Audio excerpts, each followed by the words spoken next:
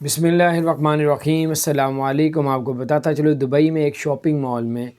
زبردست سیل لگائی، 70% سیل لگا دی، اور اتنا رش ہو گیا کہ جب انتظامیہ پولیس کو پتہ چلا کہ شاپنگ سینٹر میں اتنے لوگ جمع ہو گئے ہیں اور SOP پہ عمل نہیں کیا جا رہا، 6 فٹ سے فاصلہ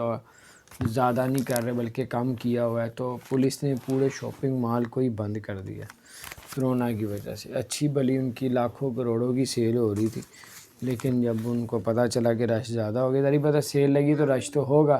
رش زیادہ ہوا تو گورنمنٹ دبئی نے پورے شاپنگ مال کو شٹ ڈاؤن کر دیا، 5,000 درہم کا جرمانہ کر دیا۔